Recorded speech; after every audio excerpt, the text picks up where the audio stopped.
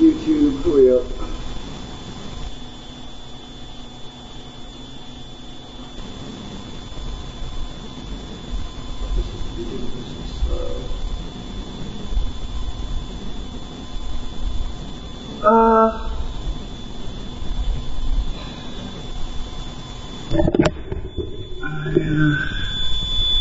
Try to put this microphone somewhere else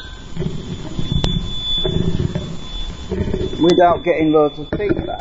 It's not easy.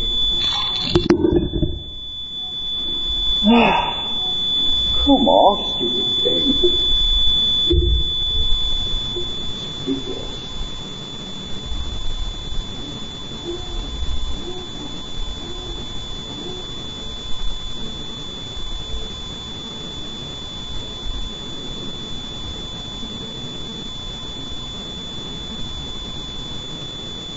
I was trying to record a test I'm doing. Let me just get the link.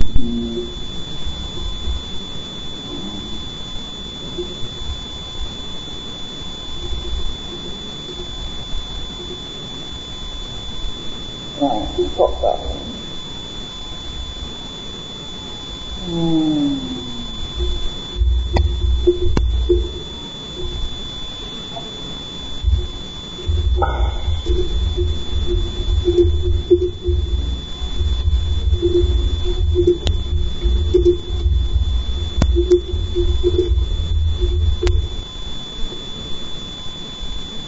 Right, I can get rid of that tab now. That up over there. Away. Right, I don't know what that's coming out like, but it should be better than it was previously. Oh yeah, we can actually read something now. We should open that again, shift it in another tab window.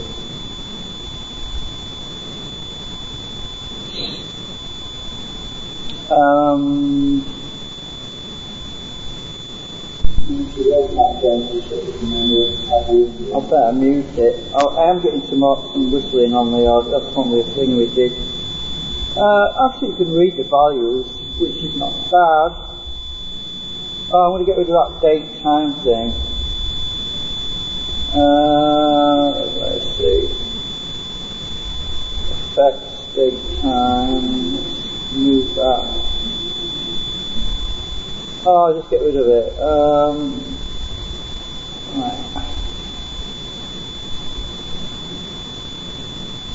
Right, that's not too bad. You can read the values.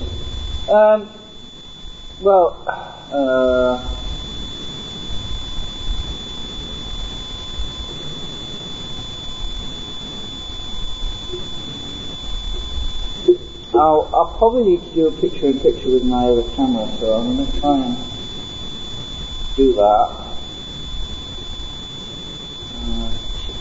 I'll probably need to make that small.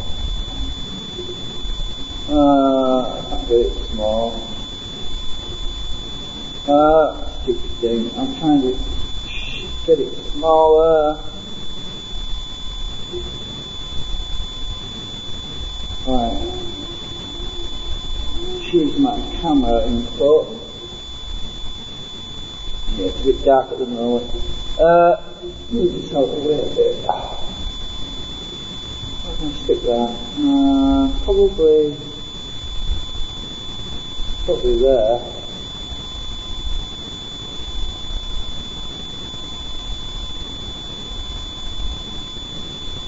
Right, okay. I'm in darkness at the moment. I'll probably need to put a light on, but I've managed to tune it. I've managed to tune it a little bit, and I've had it at a point where I'm actually putting in. There was a cross there was a threshold point where I crossed over where I was actually putting in 160 milliamps. This is about 10 volts. It was 8 volts. And I was drawing 170 milliamps coming out, but that voltage coming out, 170 volt, 170 milliamps going into the MOSFET driver circuit, with the peak to peak voltage 62 volts, which is around about what we are at the moment. It's like the RMS on the input is true now, so we're actually measuring what's going into the coil. So what's going into the coil, all 6 actuator coils at the moment, is what's in the yellow. So all the 6 coils are tuned in resonance with each other, so each actuated coil is receiving basically the same because they're all in parallel. They're not in series, they're in parallel. So that's what I'm seeing on the yellow.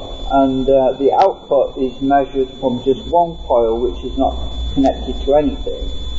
So I've got 3 output secondary coils, which is basically connected to full wave rectifier circuits and individual full wave rectifier circuits to provide the power to the supercapacitors, which I'm charging up. Camera probably wants to just leave. So the supercapacitors are charging up, which are these LEDs there.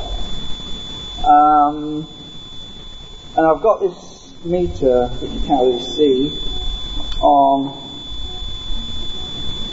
it's on the 10 amp range, so 0.11 is 110 milliamps. It's 110 milliamps, right? So we've got 110 milliamps currently going into the supercapacitors, and I'll check where the voltage is. I really need to get some new leads for this other meter. You probably won't see it. I can't get everything in. Let's see.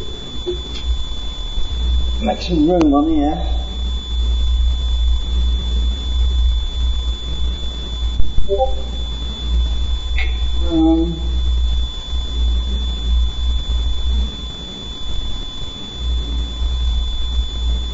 And I can't connect my LEDs up now because it'll blow them, because the output's so high it would probably ruin the LEDs.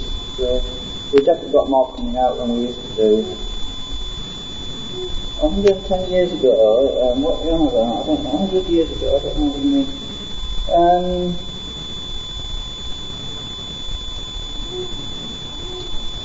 Is that in shop? No, it's not.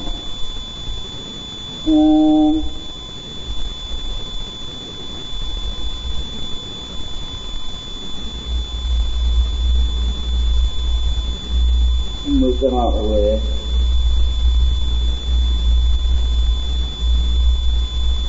I try to get my other meter in the shot as well.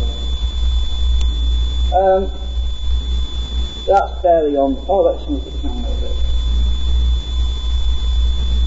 Right. I can't connect this meter up permanently because one of the probes things on the end's broken, and all I can really do is just take some readings every now and then. I'll see if I can get it to stay on there actually. Let me just try it. I'm trying to I want to measure what voltage is going into the supercapacitors. That might work. I'm short anything out.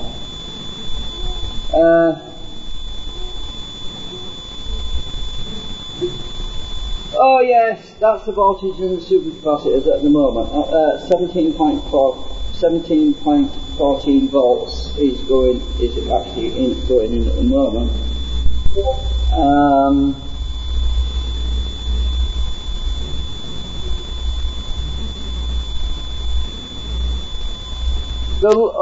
It's because I've got noise filtering on. Just a minute. I'll try and move some stuff out of the way. I can't bring the microphone too close because you'll get all this beat, all this whistling noise. I'm trying to keep the leads away as well. Let me just see if I can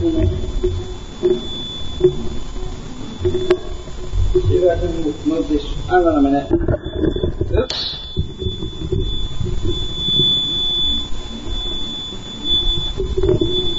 How do I do this? Just a minute.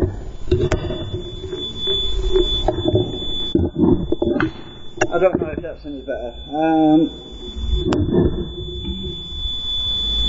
The mumble sounding maybe mid-range actually when you talk, the way you just were, it was better. That's because I was closer. I was a lot closer. I'm trying to get the microphone as close as possible to me without getting it close to the device because it interferes really chronically with it. Where am I? Is that okay now? So I'm just basically trying to get the screen of the oscilloscope on camera because I want to record this properly, because at the moment there is an imbalance. There is an imbalance because what's I don't. Hang on, where's my pointy thing? Can we see this bit here? Well, I've got my camera so small I can't see it. No, we can't. I'll move the camera around a minute. Right, the device down here, right, at the moment, my actuator coils are these two in the middle, and there's two at the top, and there's two at the bottom. Obviously it's upside down where you're looking, but anyway. So there's 6 actuator coils, and they're all in parallel. And what's happening, some of the lens effect is actually because of crosstalk, because these actuator coils are very close to the secondary coils. I have a certain amount of crosstalk going on, so that when I load the secondary output coils down, which is what I'm trying to do with this design, is isolate the lens effect. And the way that works is I subtract the magnetic field from actuator magnets that are in here. I made some more. There's some more with four magnets, right? So these are red and these are pink. Well, I'm going to replace them and try these because at the moment I've got the I have the 5mm. I'll go and get some of that. It's easy to document that.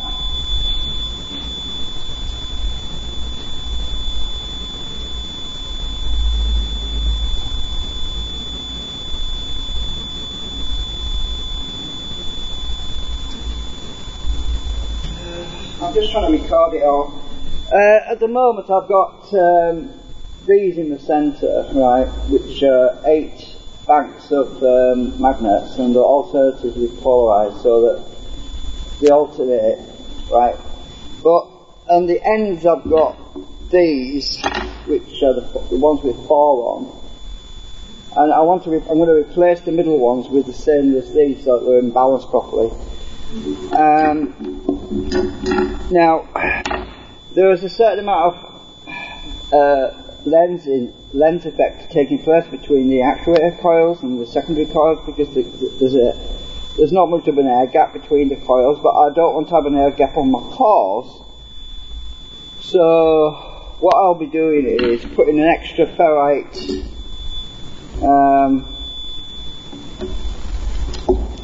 let's just get one. So what I'm going to be doing is putting extra ferrite cores, which are these. So I'm going to put extra ferrite cores, so an extra 2 actually, and I'm printing out some new actuators, like some new magnetic concentrics like these, but they're going to be thicker to accommodate extra ferrite, so that the ferrite's going to stick out on the end. So we're going to add a little bit more ferrite onto the end, right? So that will increase the air gap between the coils, and I want to see what the effect is. I want to see if it improves the lens, isolates more of the lensing effect. Because all I'm interested in is the actual magnetic flux that's travelling through these cores. because that's a separate animal, if you know what I mean. The actual lensing is mostly directly coupling the coils, and I want to separate the coils more, and if that improves it, if that makes an improvement, then I'll make it even thicker, and I'll add an extra ferrite core to make it even thicker, and I'm going to continue doing that until I start to see deterioration in the output power, right? At the moment it's doing quite well because if I put my meter back on, put the meters back on here, now we can see the LEDs on the supercapacitor bank are charging it really well. The power current going in is 110 milliamps. I don't know if I can put it on that range. No, I've got it plugged into the 10 amp socket right now. So 110 milliamps is going in, and we're basically at 17.43 volts. Now, obviously, the amount of power that's been consumed right now by the actual coils going in is 170 milliamps, right? You can't see that's down there. Actually, let me just move that back a bit so we can try and get that in the camera as well. I don't know if I can. I'm going to try. So if I back this out a bit.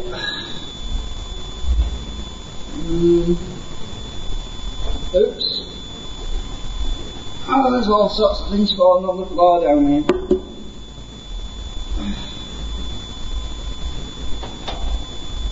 Right, if I can back this out, I should be able to get the input as well. Now, the input is in the LEDs on here. That's how the power is being used by the coils. If I turn it off a minute by pressing this button, you'll see that it's gone to voltage right now anyway. So,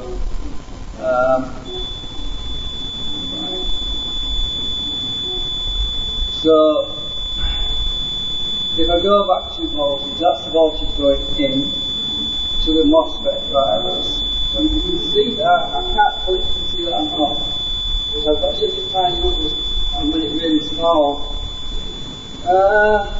Can you see that okay? Well, it's basically 29.8 volts going into the MOSFET drive to the drain and source, and that's switching and doing its thing at that frequency that we can see, which kind of twitches around a bit.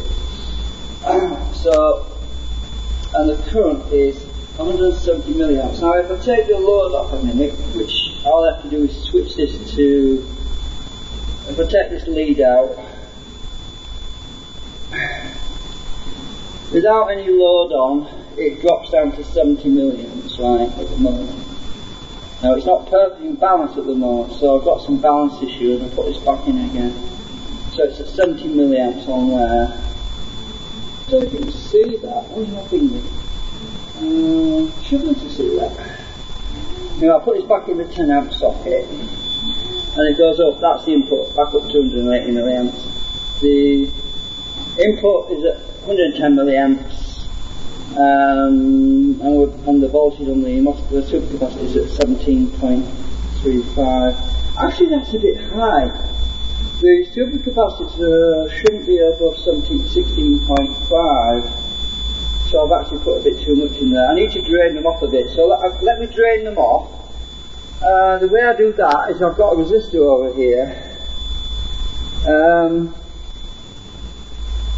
Right, if I move my camera again. Can you see this big resistor? So it's a drop out of a TV, I don't know if you can see this. Hang on. Where's my... Can you see this? Oh, it's just off camera. Right, I've got this big dropper here, right. So I'm going to move this dropper lead, this yellow lead, I'm going to move it to the resistor. I'm going to discharge the supercapacitors now. So, unplugged.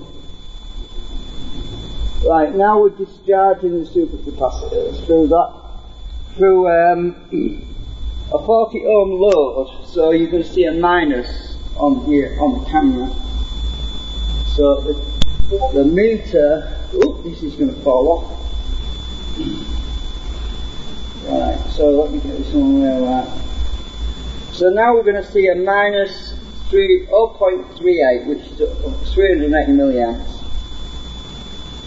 I'm now discharging the supercapacitors through a 40 ohm load, and we're seeing the voltage on the supercapacitors drop right now. Oops! The camera nearly fell over. I'll get everything on here. Can you see that? We can't.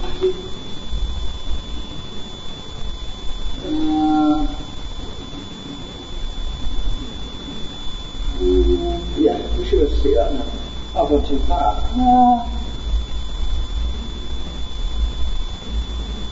Need to back this camera a bit more. Right.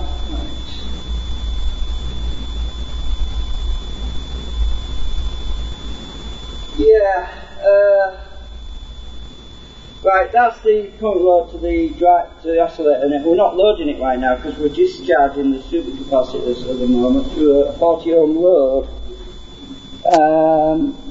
So that's going to take a little while, but you'll notice that the LEDs on this thing are starting to go out. Oh, actually, I don't know if I've got it on camera.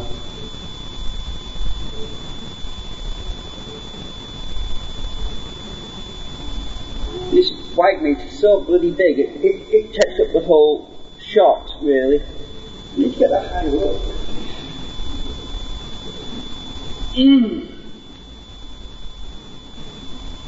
See if I can lift that camera a bit higher.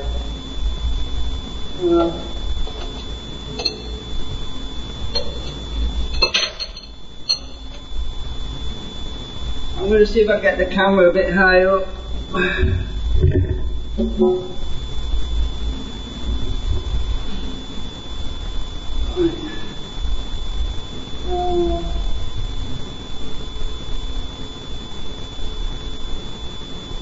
Right, that should be a little bit higher up. Now I'll move the supercapacitors further back so we can see what's going on a bit easier. The LEDs are starting to go out now as it's being discharged.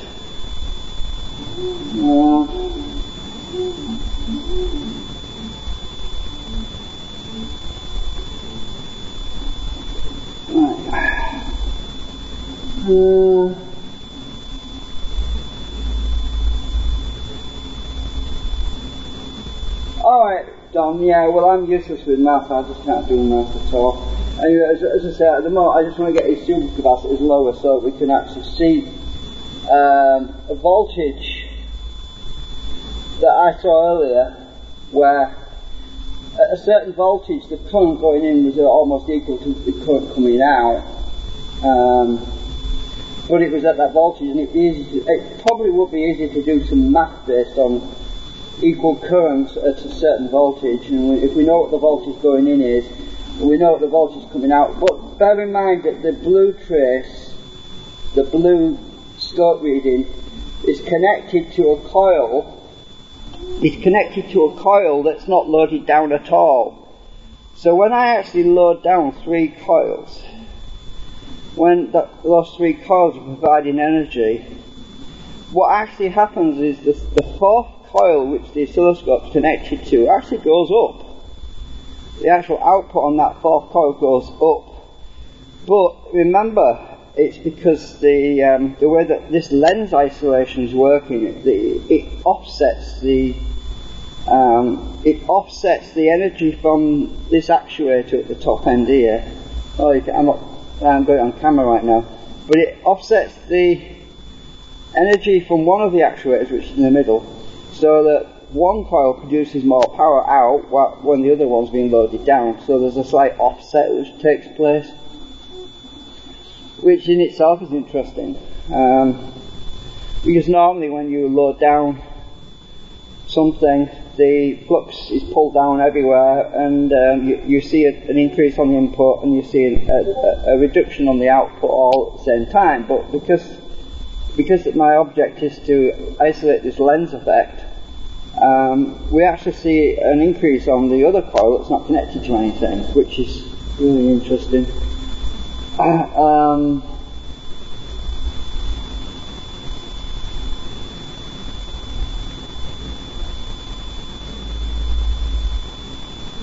Does the ring change pitch when loaded? Well, it shouldn't do, because I'm driving it from a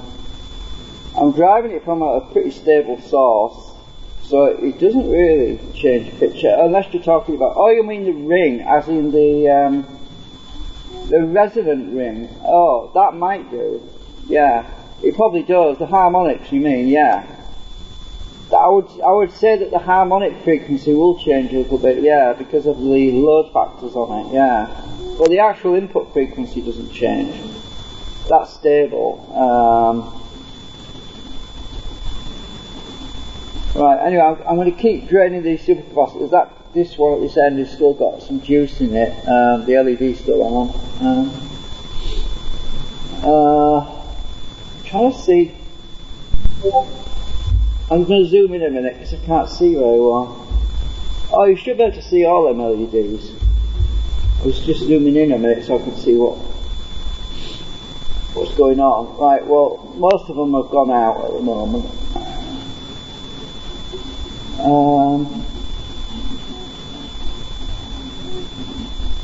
A gradient, right, okay. Well, I'm not a genius with math or anything like that, like Russ is. I mean, I'm old school, you see. I used to do analog stuff, you know, mainly. Our main focus back then was to reduce or remove audio artifacts from hi-fi equipment, you know, so the audio was true as possible, and we used to use all kinds of things like oxygen-free copper wires and high-grade capacitors, you know, seraphine and all that stuff, you know. I mean, I didn't specialize. I did do some radio stuff, but that was as a hobby, really. It wasn't as a work thing, but right, so what voltage are we at? Well, we're at about the right voltage on the supercapacitor now. We're at about 6.91 volts, dropping still. And current consumption is on the coil is still minus 160 milliamps. That's what we're draining out of the supercapacitors at the moment. So at about 160 milliamps of drain at 40 ohm load, now I'm going to connect the, I have got a boost converter over here. It's not on camera, but it kind of interferes with things a bit. I probably need to take that out of circuit at some point, because it doesn't help, because I need a buck converter really, and I haven't got one, because the voltage coming out of these coils is actually higher than what I want. So we can see that from the peak to peak voltage anyway. So the boost converter is not really helping me very much. But the boost converter consumes a few milliamps as well. So actually, I'll tell you what I'm going to do. I'm going to take this boost converter out of circuit. I'll do a new test with these clips connected directly to the to charge the supercapacitors, because this boost thing doesn't help really. I'm going to just take this off here. Disconnect these. Right, I've just taken this boost thing, which is from China, out of circuit, right, and we're going to do the test without this thing, because it doesn't help me at all. I was trying to bring the voltage down on it yesterday, and it doesn't, because it's a boost and not a buck, and it's not helping me at all really. Right, I'm going to do the test without that thing on.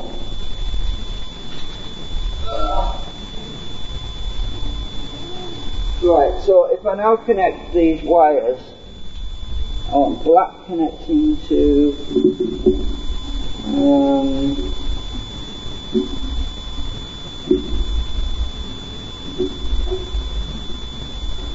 let's say this, that's negative, that's positive. So I'm going to connect the negative to the negative. Now I'm going to connect the positive to the positive, and we'll start charging this thing up.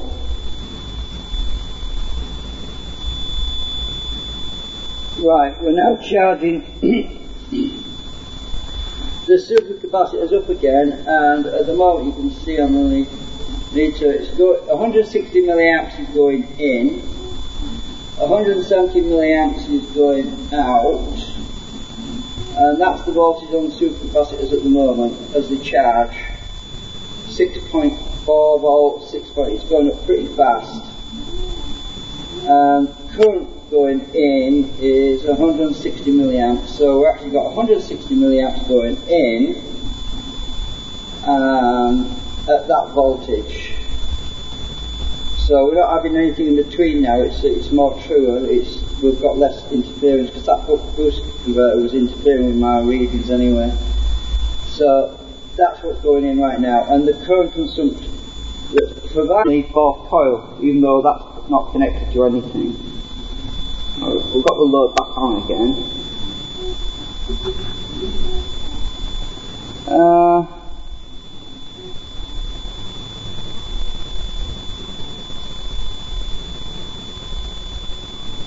Yeah, I'm just trying to get a rough idea on the efficiency, really. I mean, I know for a fact it's not over unity or anything like that yet, but it's still interesting to get a rough idea on the efficiency of the device right now. You know, because I honestly, it's too many years ago. I just can't remember the efficiency of transformers. I suppose it could be looked up online, but I know for a fact that toroids tend to be more efficient. But these toroids are not in the usual toroidal configuration. They're actually stacked side to side, so there's no comparative data we could find, you know what I mean? Nothing I could compare it to. But,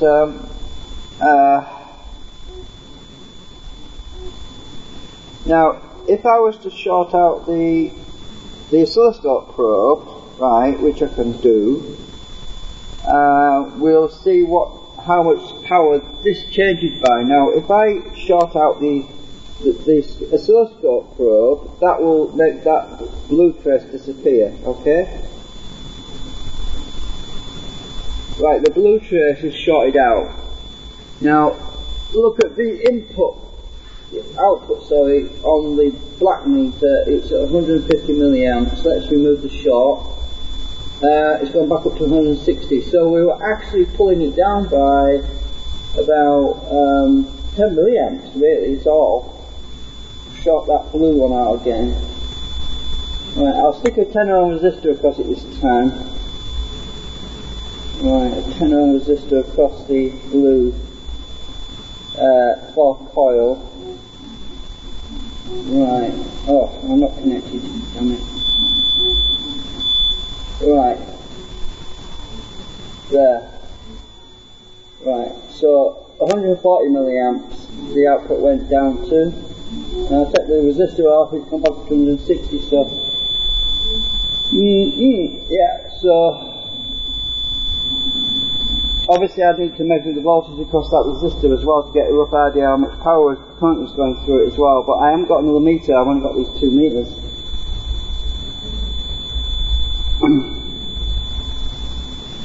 Oh, actually we can see that on the oscilloscope, can't we? We should have to see that on the oscilloscope. Now I'll put the 10 ohm resistor across this fourth coil again.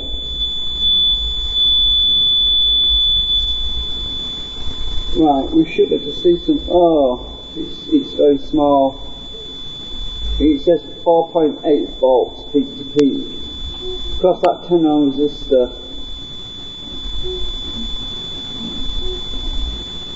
Maximum 3.2 volts. So it's a cyclic RMS 800 millivolts across that 10 ohm resistor. So I'll take the 10 ohm resistor off, it's gone back up again. Yeah, well that's basically what the oscilloscope says, so that must be pretty accurate.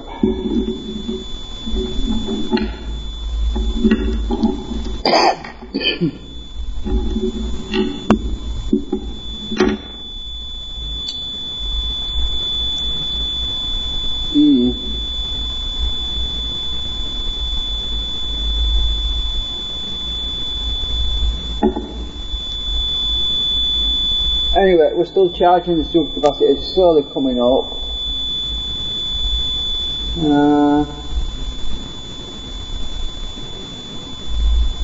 The scope's on 20 volts per division as well at the moment, so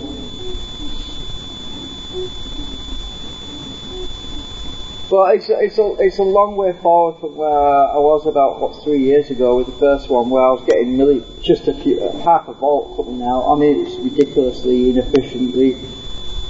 The earlier build that I made with the iron lamination, steel laminations and that, it was just very pitiful. The output was so low, it was like half a volt. It wasn't even significant enough to measure it. But I think I've come a long way with this new design now. I mean, getting 16 volts RMS under a load situation is really, really good. I mean, ideally these supercapacitors should be charged up to 16.5 volts, because there's 6 of them at 2.7 volts per cell.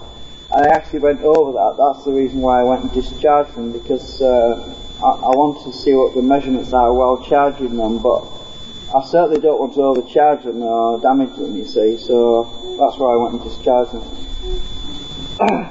But it's almost time for another cup of coffee, I think.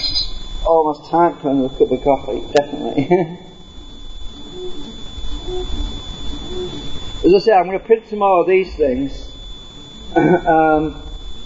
These 4 here. I wanted to be able to test these with the 4 magnets, then I want to swap them out and put the longer ones with the bigger air gaps on. I want to compare them to these particular magnet ones I was using, so I want to see what the difference is. Whether or not it works better with those rectangular ones or better with the round magnets, but it shouldn't make all that much of a difference, but it probably will make a difference though, in efficiency wise, and that's what I want to find out.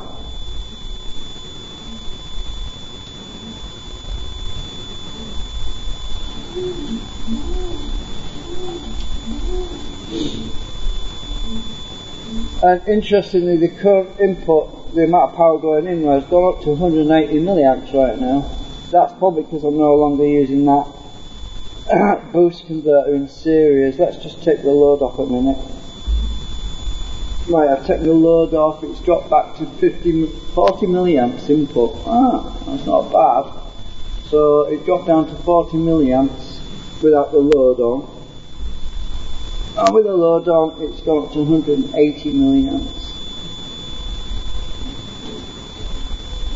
I actually wasn't sure if I could trust this meter previously, because when I was originally using it on the coils, I was pulsing it was jumping around quite chaotically, so I had to use a supercapacitor bank to smooth everything out and take the the current readings off my big meter across the room. Well, now I did a comparison actually with loading it down. I used a resistor, and I used it in series with this thing. I've got the dropper resistor, and I measured the current on both my digital meter, which was this one, and compared it to that one, and they do tally up, so it is accurate. It just didn't like being pulsed, but it's not really being pulsed now because the frequency is so high. It won't really see those pulses because of the capacitance that's smoothing it out.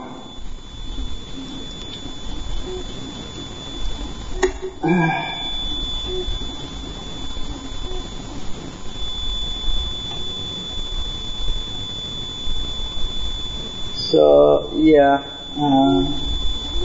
but I thank you for warning me about the coffee. Yeah, I'll probably need to start drinking some tea.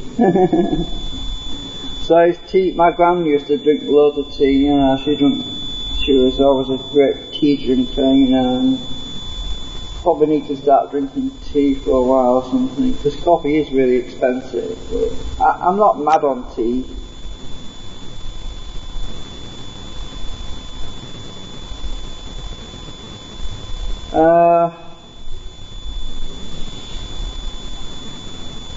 Is this still working? Oh, I think it is. I'm just going to read the scroll back a bit. I've had to move the chat onto the left hand side of the screen so it doesn't block the.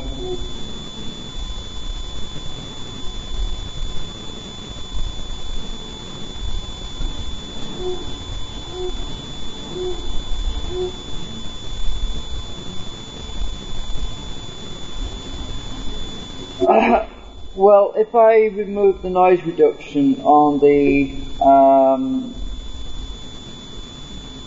about this mumbling issue, if I remove the noise reduction, it will get very noisy, you see. This noise suppression, it will make it hissy. Do you want me to leave it like that? Can you live with the noise? Or would you prefer the noise suppression was back on again? Don? Is it Don? You tell me, do you want the noise suppression back on? It probably sounds clearer, but it'll be very hissy right now. So that's the reason why I put it on, because it's very, very noisy. I could probably turn the noise suppression off just occasionally when I'm the other side of the room. I'll leave it back on. I'll put the noise suppression back on again for the moment, because I'm off to go and make some coffee. I know you're telling me off for doing that, but never mind.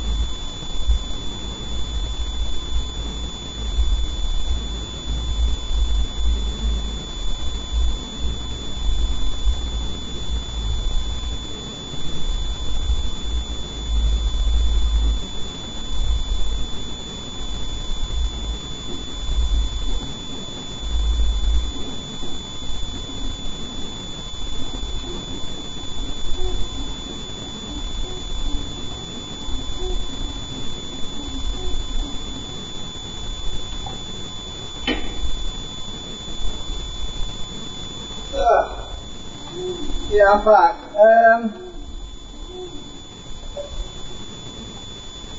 I'm not sure what equation you mean. I don't know. You are talking to me, aren't you? Gone? Or have you gone?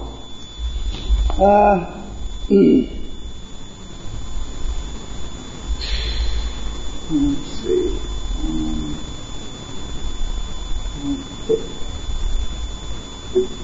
I'll go back to that because I can't see what's going on.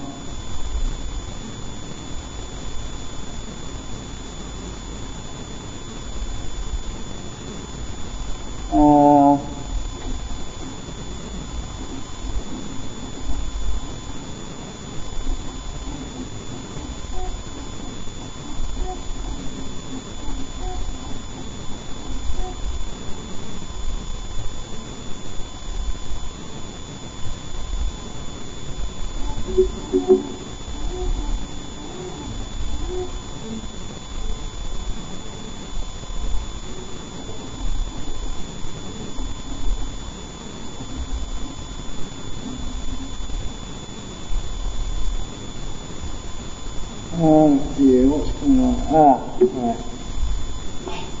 I'm getting blanking again on Discord. Every now and then it just blanks out on me. It's really annoying.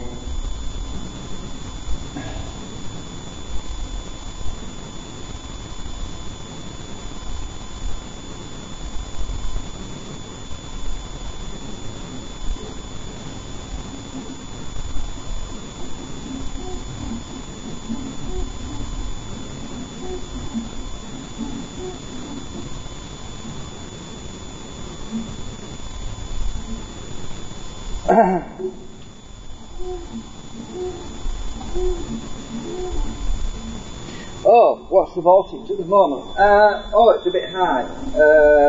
Yeah. I think I'm going to blow my LEDs on my supercapacitors if I'm not careful. I need to discharge them again. Right, so I'm going to put the resistor back on the discharge it down again. Where's the right lead? Where's the right one? I've got this on the right one. Right, I've got to discharge the supercapacitors, otherwise I'm going to discharging them at the moment at 400 milliamps. I need to bring them down because I was over voltage.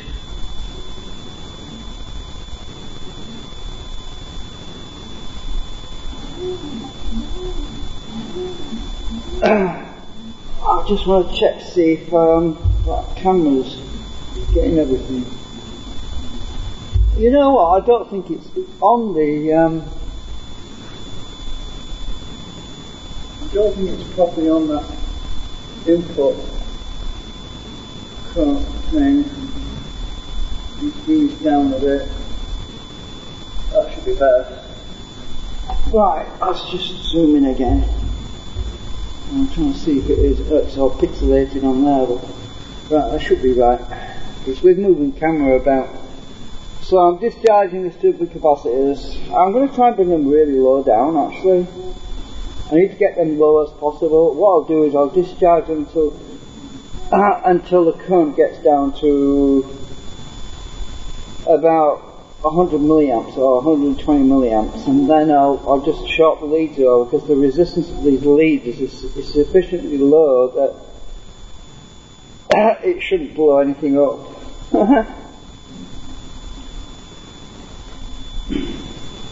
I mean, the resistance of the leads is sufficiently high that it shouldn't blow anything up, is what I mean.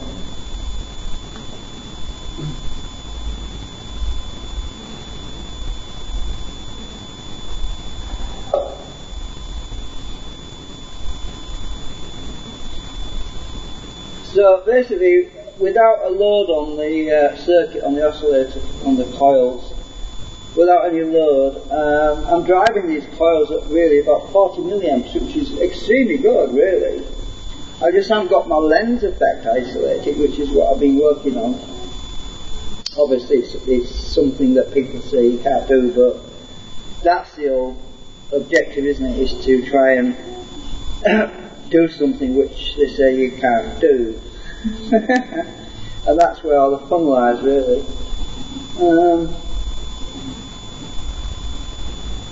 What is this thing anyway about equations? Oh, you must be talking to Russ. You can't be talking to me, because I haven't dropped any equations. I don't do equations.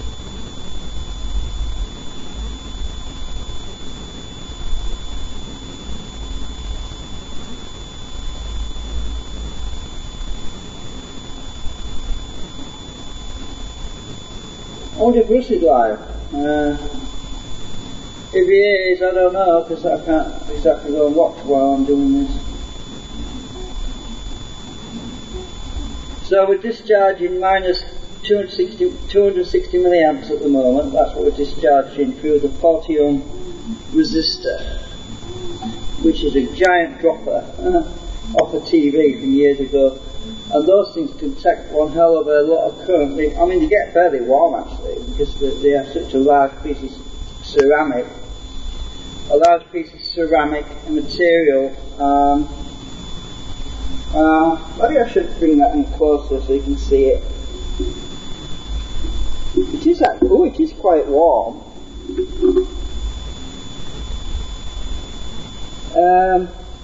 Let's measure the temperature of this ceramic dropper. I'm curious. It's 43.6 Celsius. So this dropper is about 43.6 Celsius, so it's actually dissipating a lot of energy right now. I'm going to shut that out for anything. If I can get it in camera, this is the dropper I'm talking about. This thing here. I don't know if you can see it. This great big massive piece of resistor. It's actually getting quite warm. It can handle it.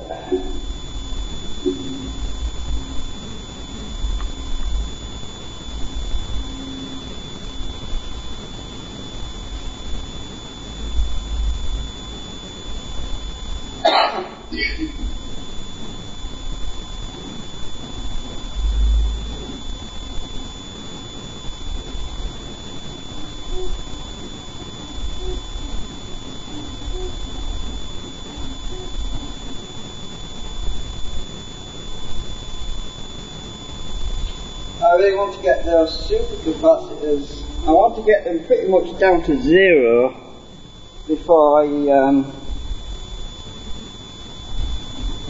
start charging back up again.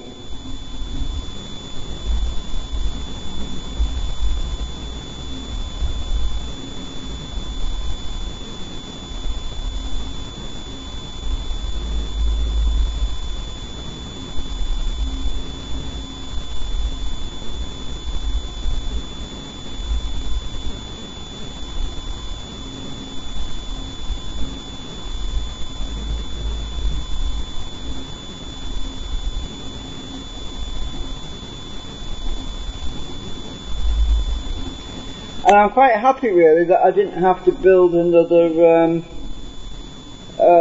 driver circuit. The MOSFET H bridge, which is what I'm using right now, works very well at these higher frequencies, and I can also adjust the pulse width as well, which is really useful. And I found out it's extremely useful because by adjusting the pulse width you can optimize the output or minimize the actual current input and optimize the output at the same time, as well as adjust frequency.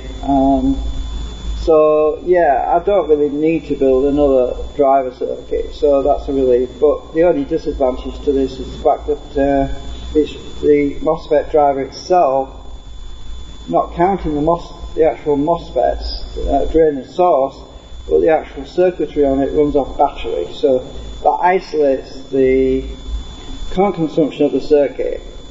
And I'm feeding in the voltage on a separate line two capacitors back to back, which give me my ability to switch the H bridge through the MOSFETs to drive the coil. And so I mean, having all those things isolated is really useful, because all I'm really interested in is how much power the coils are using. I'm not really interested in how much power the circuitry is using, because those things are variables that can be changed and optimized. So by using a lot of CMOS circuitry that uses very small amounts of current, we're talking microamps, you could virtually eliminate all of that consumption to virtually nil, to a few microamps, which is insignificant. So obviously adding that extra current consumption onto the whole thing is pointless, really. I mean, we don't want to be measuring something which is a variable that can be basically tuned out through a high efficient circuit. So yeah, obviously if the coils themselves were optimized and tuned to such a point there where we did see it more coming out than what was going in, then we could probably say we have some sort of possibility of over-unity. But over-unity, to make that claim these days, it's very, you can't really say that without at least half a dozen verifications from other people who tested it and used their equipment on it. So I wouldn't even make that claim anyway. But we're nowhere near that yet anyway. I can say that for a fact that getting over unity is one of them elusive pots of gold at the end of the rainbow, if you know what I mean. The further you walk, the further away it appears to be. But let's face it, it's what makes electronics fun, is the mystery and the unknowns.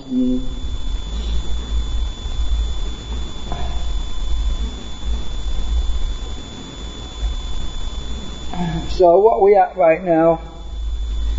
The supercapacitors are down to 5.62 volts, discharging them still, 130 milliamps. Now, can I actually put, I'm just wondering whether or not I can put an extra, I'm going to have a look for another dropper actually. I want to find a dropper that's got a 10 ohm resistive load on it.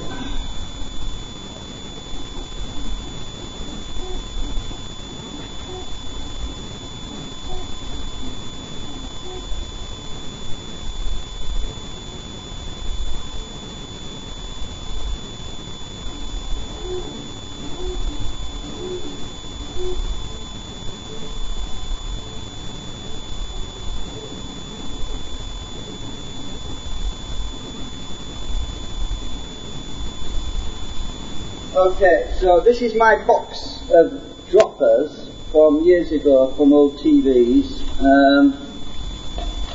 I've got a whole box of these things. Let's find something that's got about 10 ohms on it, or something like that.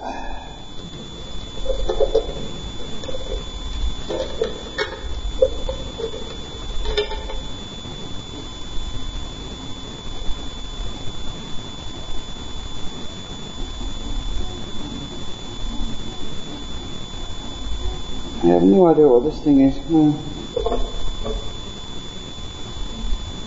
Most of these aren't very well marked, actually.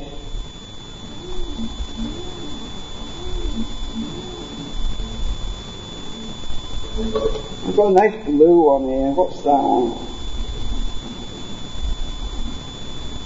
There's one here that's marked. This will do. Yeah, perfect. I've got one here that's 7 ohms, 12 ohm, 18 ohm, 23 ohm, 66 ohms, 200 ohm. That one is ideal. Look at that one. That is really a gold mine, because it's got all these different values that on it. So let's connect this. Let's connect these. Let's put this. Let's start with 23 ohms. So I'm going to take this other dropper off. And I'm going to put the 23 ohm.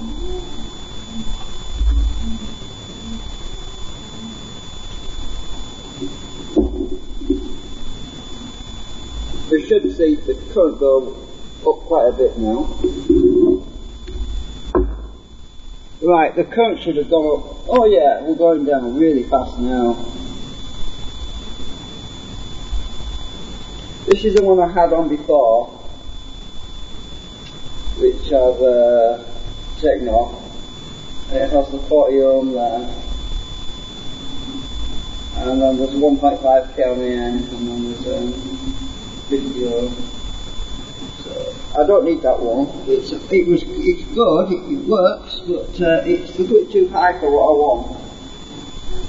Oh yeah, we're coming down fast now.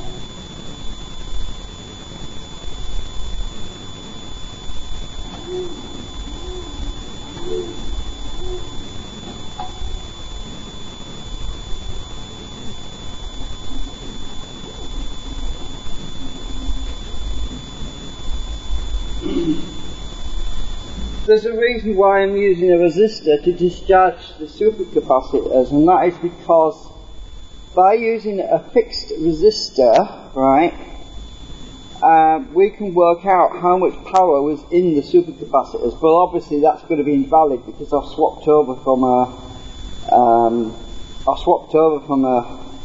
40 ohm dropper resistor to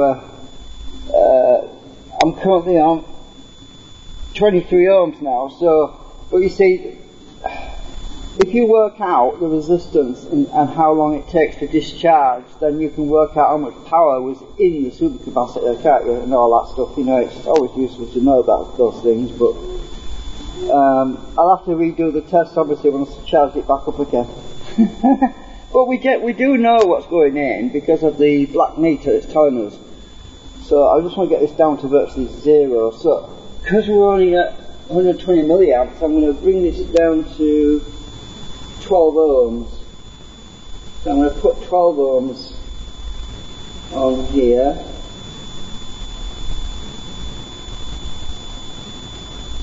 That should come down even faster now. It's gone up to 190 milliamps. I want to get the supercapacitors right down to virtually zero.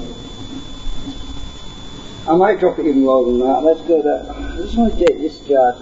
I'm going to go down to 7 ohms.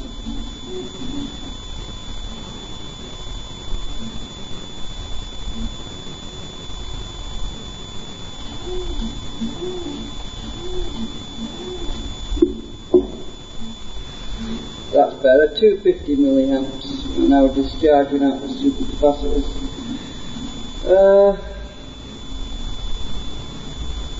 It's coming down really, really fast now.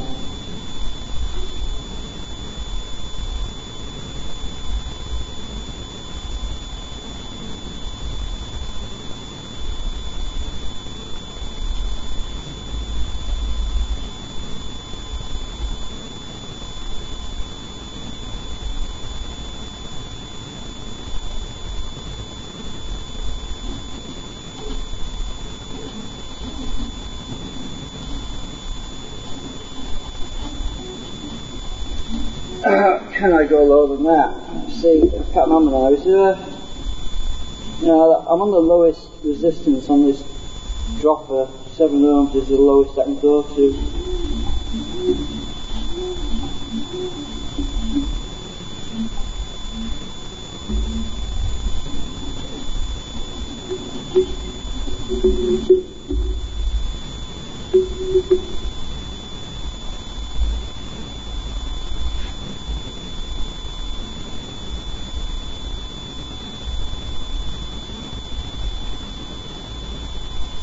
Well, I've almost got these pretty much completely flat now.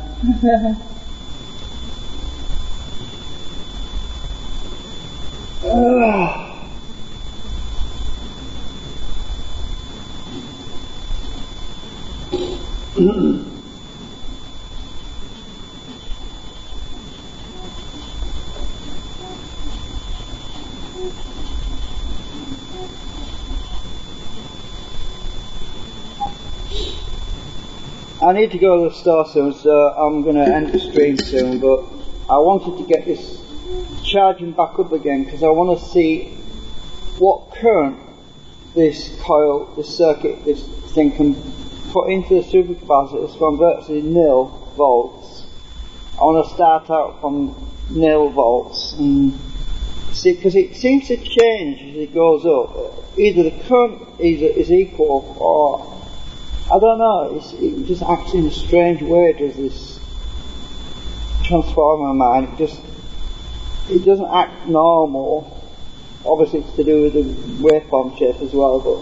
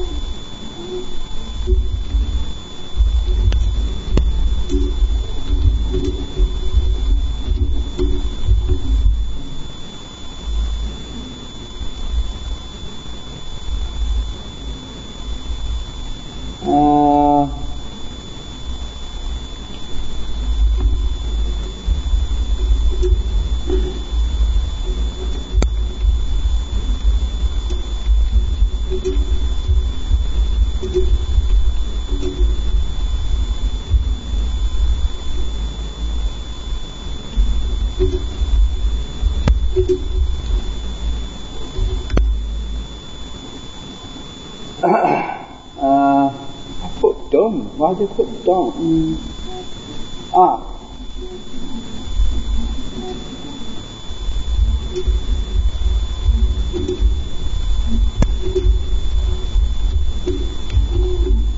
Yeah. Let's change that. I put done.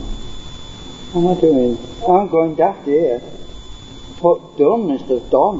What am I? Do.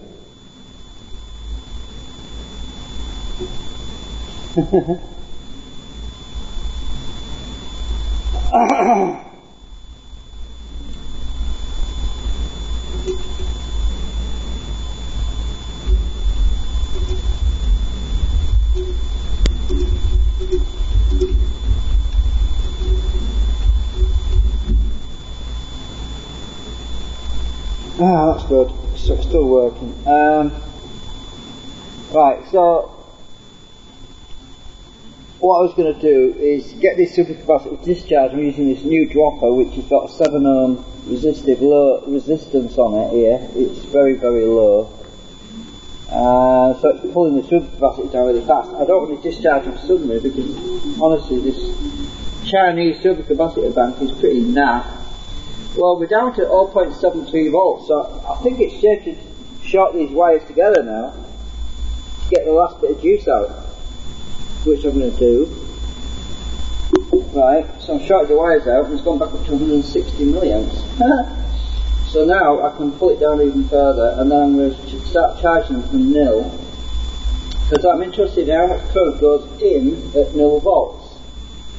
I want to see what the current is at 0 volts and see what the input current changes to as I'm charging them back up again. It's always useful to see that because it's the only thing you can really get a variable load when you're supercharging supercapacitors. Right, we're almost down to, well, we're down to 0.29. I think I'm pretty close to 0. I mean, we're below what a voltage drop on a diode would be, so I don't think I need to go much lower than that. So I'll take this short circuit off now and I'm going to start to charge them up. So I'm going to start charging again from now.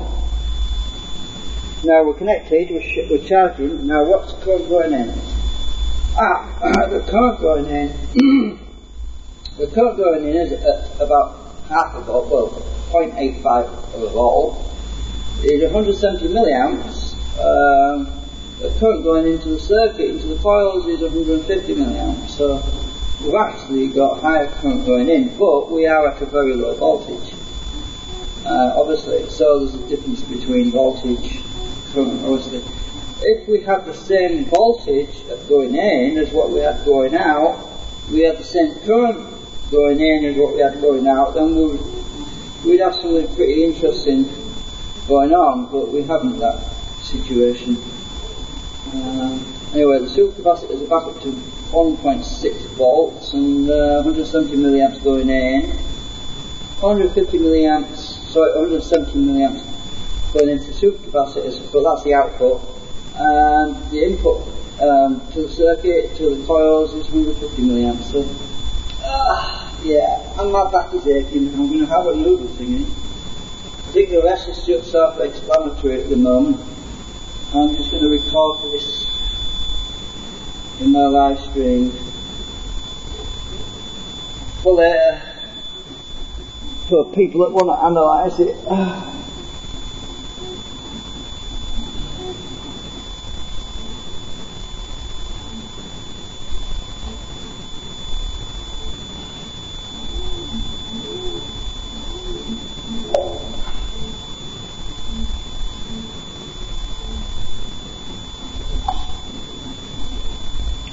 Yeah, remember the fourth coil is free floating, which means it's not actually physically doing any work, but we're able to measure it on the oscilloscope, so the blue traces.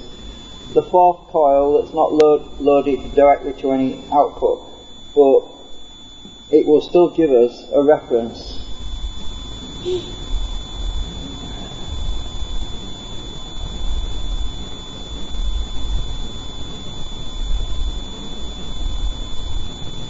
Because it's on the same piece of ferrite as the other coil which has been loaded down, the other secondary coil has been loaded down, and there's two other secondary coils on the other ferrite core, and they're both loaded down through the rectification circuit.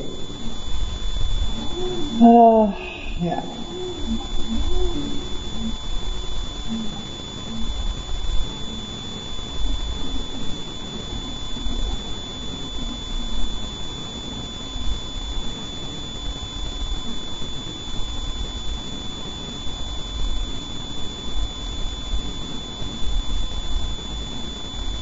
I've got some noodles to eat, so I'm going to stop talking for a bit while I eat my noodles. And I've got a bread roll I have a bread roll to go in my noodles.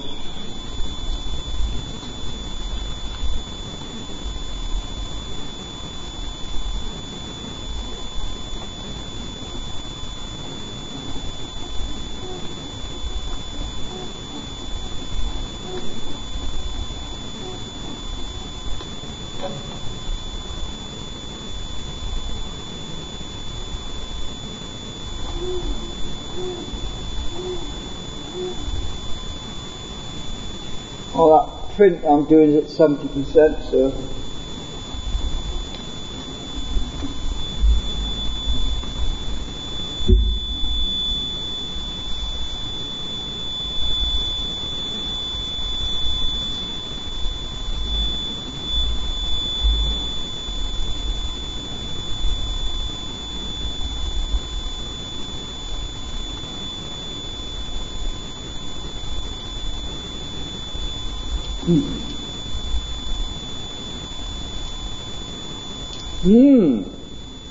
good. Well, that sounds healthy. Yeah, I do like salad.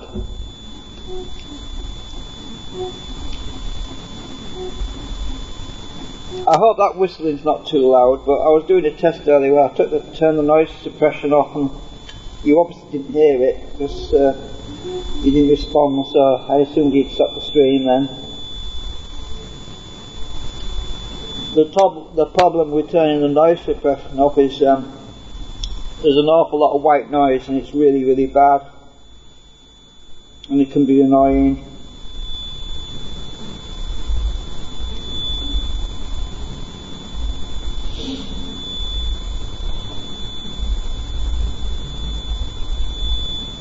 So what I'm basically testing right now is to see what the how much the current input varies during the cycle of charging the supercapacitors through the full cycle. So it's interesting that we're at a constant 160 milliamps going in to the supercapacitors. Well, the input is at 170 milliamps and it's not hardly changing, which is very interesting when you think about it, because normally the higher the current you drain out of a system, the higher the current going in should go up. So if you're draining out more energy, you should also drain in more energy as well. So that's what I'm actually measuring at the moment.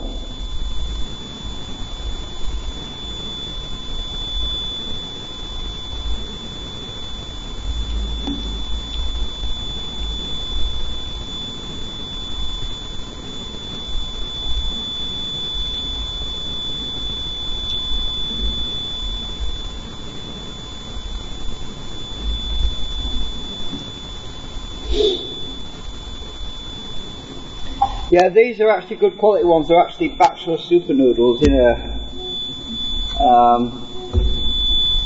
They're called super noodles, bachelor super noodles, barbecue beef.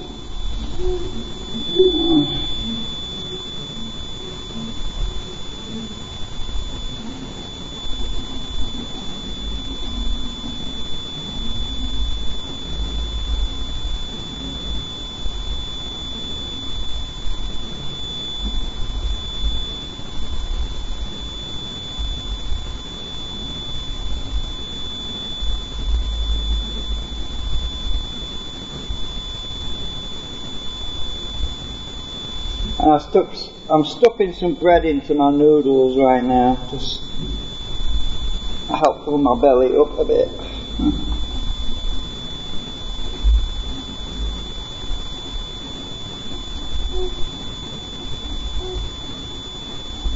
I should add a bit more water really, but because I think my noodles have soaked up nearly all the water now.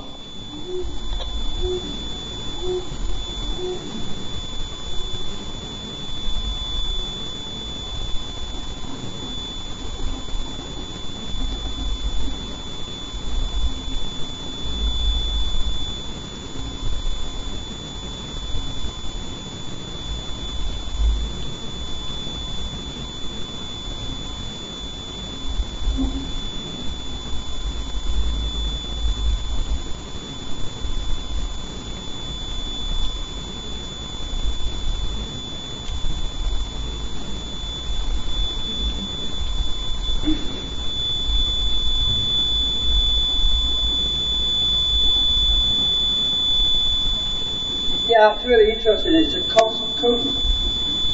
It's almost like constant current going in.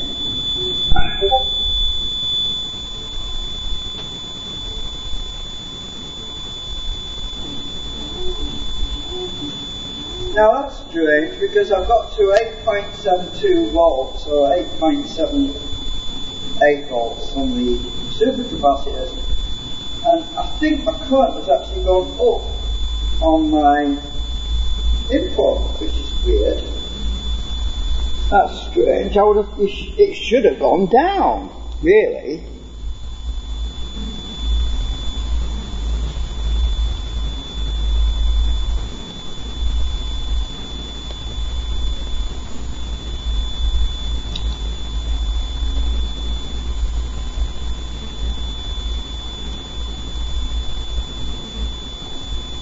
Oh, right, okay, you're building up capacitors. Well, always a challenge. I can't do a lot of that kind of stuff these days. I mean,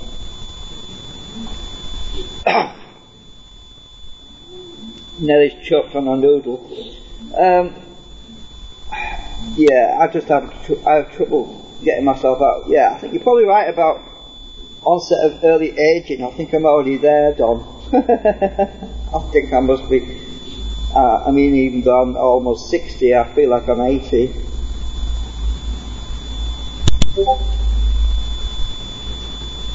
Okay. Alright, have fun.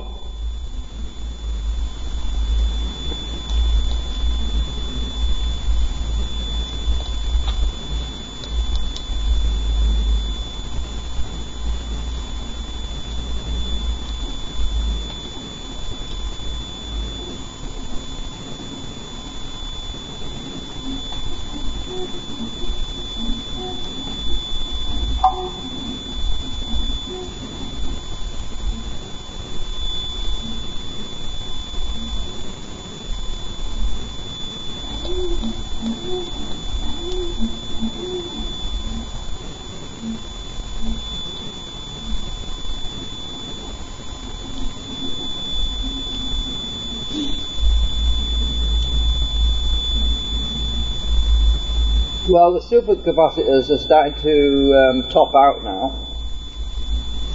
I don't think you see the LEDs very well, but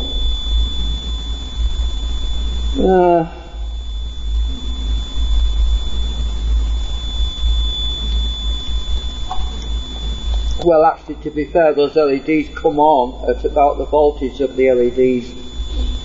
I've got something like a 40 ohm resistor in series between the LED and the supercapacitor, so they do come on earlier than much earlier than when the supercapacitors are fully charged. That's just to help me balance them out. I don't trust those little MOSFETs. One of the MOSFET circuits on this balancing board failed. One of the MOSFETs just completely failed. I think the reason for that is one of the supercapacitors was bad. So it was taking the brunt of the current and it just popped. I had to remove it. So this cell on this end is totally reliant on that LED.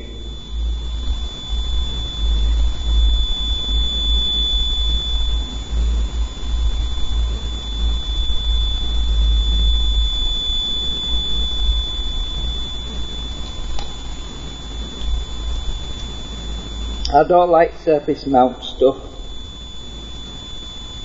I need to get another balancing board for it. I want a square one like this. The last one I got was a long one. They're too frigging long. Took up too much room.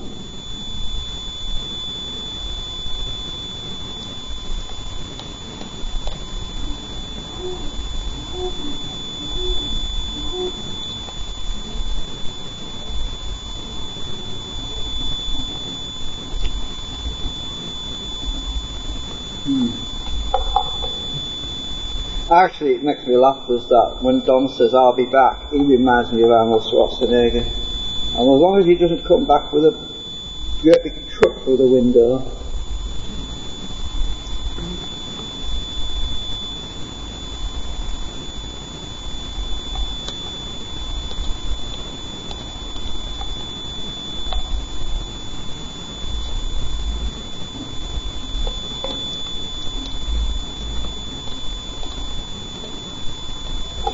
Sorry if this seems boring, but science is always boring.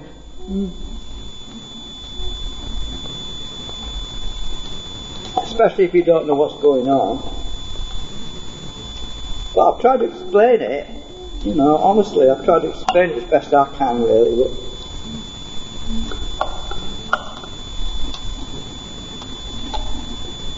one pot noodle tub empty. Well, at least I've accomplished something. Yum, yum, empty.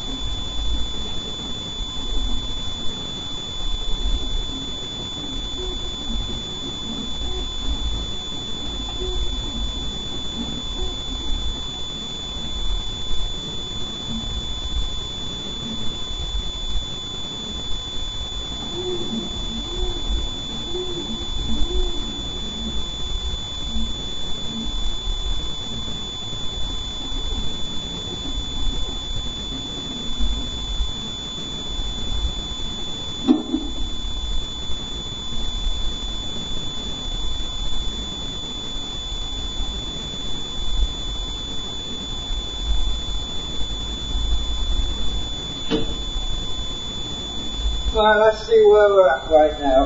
We've got 180 milliamps going in. We've got 13.16 volts across the supercapacitors. It's firing so bloody fast that it's no longer valid. 13.3, I'll say.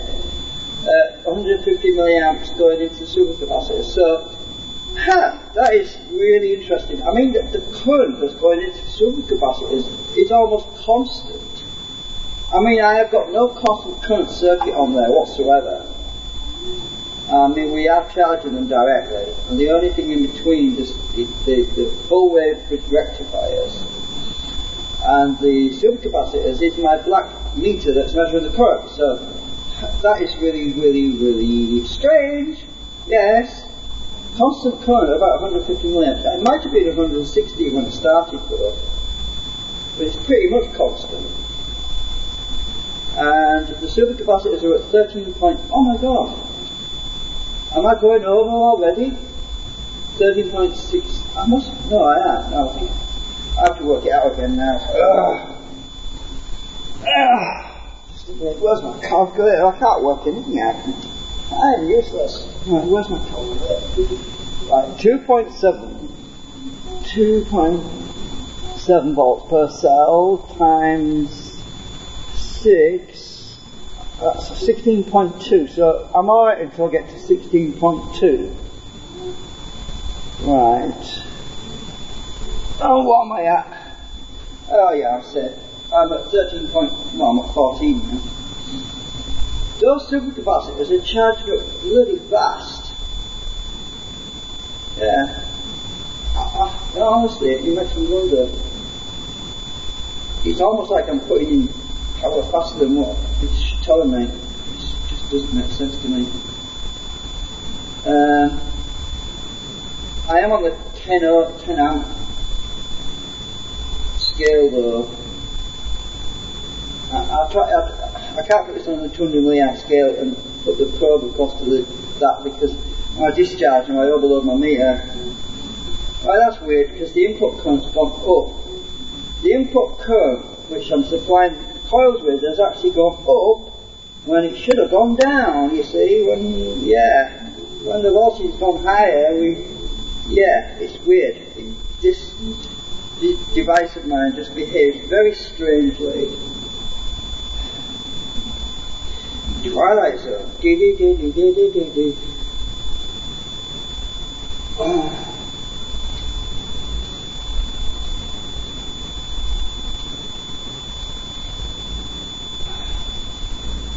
I don't want to see my LED start popping off. I don't want to start going, you know. So I've got to keep looking at the meter.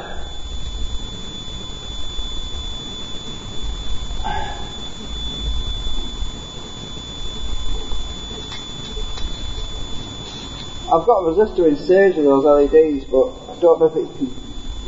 I don't think it can take it, Captain.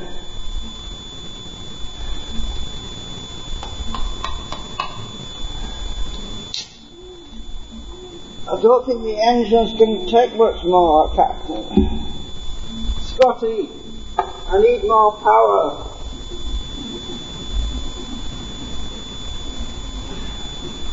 We need warp factor. What am I at? 14.97. 50 volts already, bloody hell. By the time I said that, it was there.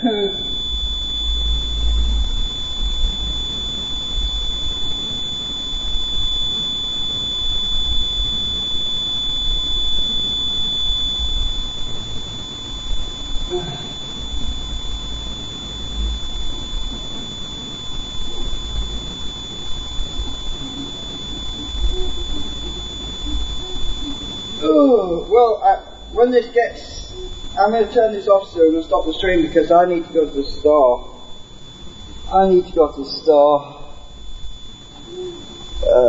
We actually call them shops over here. I hope you appreciate this because we normally say we're off shopping or, you know, we're going to the shop. But I have to use the word store because it's the only thing that Americans really understand because, I mean, if I say shop, they think I'm talking about an engineering workshop.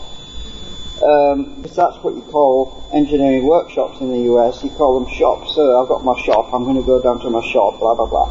And then when you say that, they automatically assume you're talking about the garage and something else, and so I'm going to say store just because of that. But yeah, usually we call them a shop, a store, you know, a store, a shop, I mean. Yeah, it's very confusing. And we call chips, well, our chips are actually fried potato,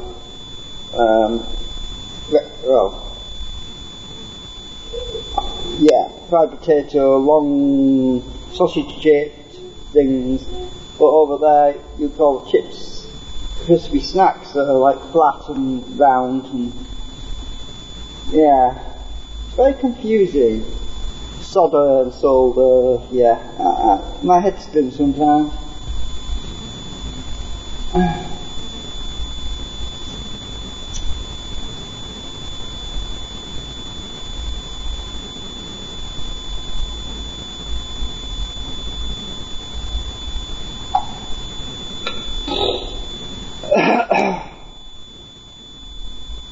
What are we at? Well, we're almost at 16.2 volts. I don't want to overcharge the supercapacitors and blow my LEDs off the top of the circuit board. I had to stick those LEDs on there because I wanted to know what was going on with the cells, you know. For about 3 months, well actually longer, 6 months, this supercapacitor on this end, this LED never came on, ever, never came on, and I thought, well, maybe it's just a good supercapacitor, it takes a lot more charging. But anyway, it turned out that the MOSFET was shorted out on it, so that supercapacitor, I tested it with my meter, it had 0 volts in it. I thought, what the heck? So I thought, well, I unsoldered the MOSFET and binned it because it was just completely shorted out. So now it's relying on the LED to clamp it down, and so there's always the risk of that LED popping off, but exploding on me, but it probably won't, because that supercapacitor stuck on this end is so much stronger, it takes a lot longer to charge it than the others do. So.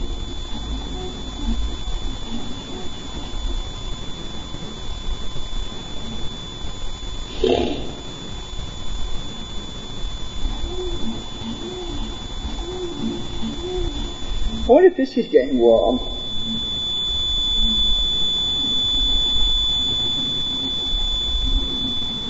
My transformer assembly. No, it's cold. Stone cold. That's what I want. Stone cold. The actuated coils are stone cold as well. I need to measure the temperature of my little temperature thingamajig. Now I'm just going to measure the coils. I'm just going to check them. 27.4, 26.4, 27, 26, that's the one that's not connected to anything, that's the secondary coil that's not connected to anything, 26. The one that's actually driving is 31.7. So the coil on its own that's doing driving is 32 Celsius. The other two coils, interestingly enough, are 26.2. So the other two coils are actually working together, are actually lower temperatures. So the one that's doing all the work on its own is actually at 32, so that's strange. Yeah, so the coil that's on its own, that's actually driving power to the supercapacitors, the one that's next to the coil that's connected to the oscilloscope, that one is at 32, so that's doing all the work, it appears, and the one that's connected to the oscilloscope is at 25. No, 25, I think. No, 27, roughly. No, 26.8, and the coil that's doing work is 39. No, hang on, moved. 32.1. Yeah, interesting. It's good to take some temperature readings because it helps me to see which coils are doing the most work. Because they're all the same. So the ones that are getting warmest obviously are doing more work than the ones that aren't. What are we at? 16.0. I think we've already gone over. I need to turn this off actually now, so I'm just going to turn it off. Right, I've turned off the juice to the driver circuit and yeah, I'm just going to let it run down by itself because I've got to go to the store. I'm going to stop the stream now anyway because right, so yeah, we actually overcharged it a little bit.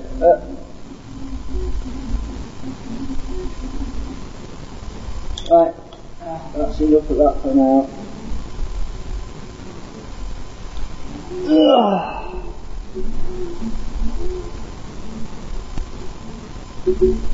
Right, I'll be back later with some more testing after I've done some changes and do some comparisons.